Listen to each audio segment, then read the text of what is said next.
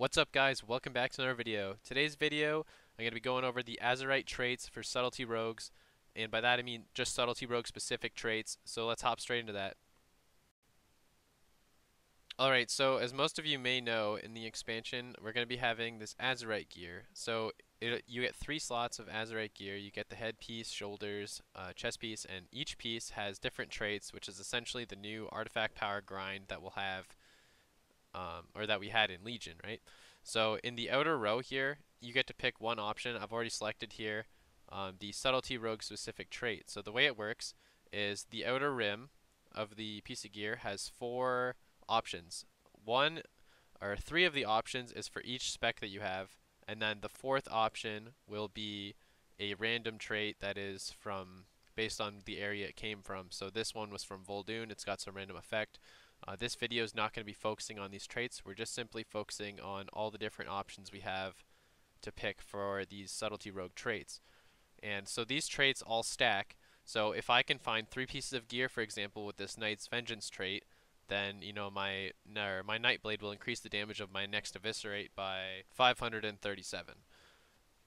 Anyway, so this, for example, would be the first trait, right? So if I pick this trait, I can't pick any of the others, and then it goes into the next row. The next row is like another random damage increase. There's different options, and then the last row is usually some kind of defense buff, help you survive slightly better. They're not that powerful. And then the final row just increases the item level of the piece of gear by 5, right? So moving on to the next piece. Our first trait, Knight's Vengeance, it increases our damage after we use Nightblade on Eviscerate. It's kind of a low damage trait. I don't personally like it. It's probably going to get rebalanced. I'm sure these will as time goes on, because some of them are just outclassed by others. The next piece of gear here, we have one that increases damage on backstabbing an enemy from behind. Increases it by 179 for 12 seconds, stacks 3 times. So same kind of increase as that last trait. Very, very irrelevant when you see this next trait. Even if you stack that, it's no good. Like, if that was fully stacked, it's barely better than this trait here, which I believe is a lot more value. Or not this one here. This one is the first dance. So after we Shadow Dance, we get a very good crit chance on our next Eviscerate or Shadow Strike or Shuriken Storm.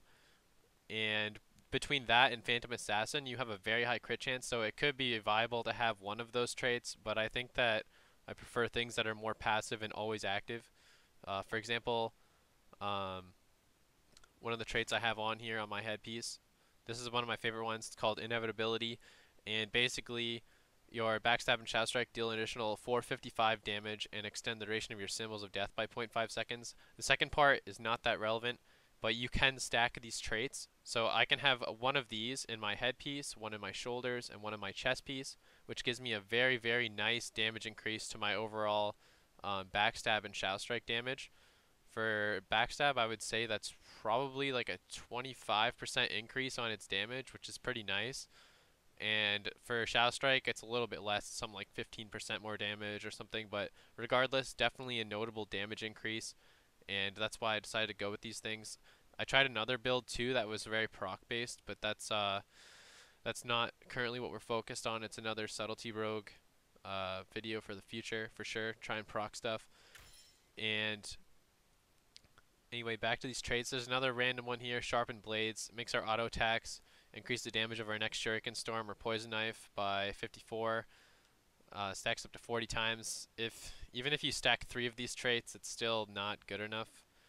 I don't know. It's kind of a random trait. I wish they would kind of replace this one with something else, but I guess just don't pick this trait. Alright, and our last trait here, we have Blade in the Shadows, which increases our Shadow Strike damage by 102 for 1 minute. It stacks up to 10 times. So if you can find 3 of these traits, it'll actually stack up to a pretty notable amount of damage. And the thing is, once you fully stack this one, it'll actually stay stacked. And I mean, you're going to be landing at least 1 Shadow Strike every minute because of Shadow Dance's cooldown. Even as the game goes on, you're like totally out of dance charges. So I would say that this is a pretty viable option. However, the downside is that you're literally going to have no relevant trait in this slot, and it's not going to help you outside of dances.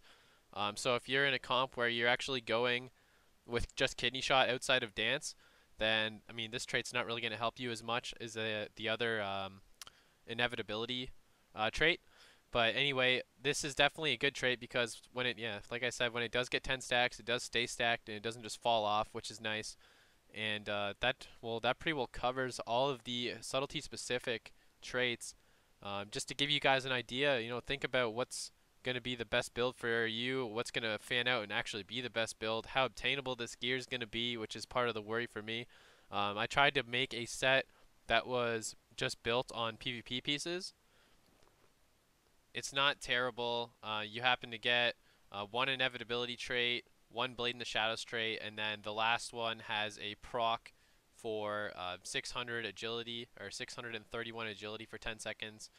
This thing's all right. I mean, that's like a 15% increase to agility, which isn't too bad as far as a burst thing goes. But I mean, it's not reliable. It's not up all the time. Sometimes you get CC'd on your procs. That caused it to be worse. But anyway, I hope you guys found this informative.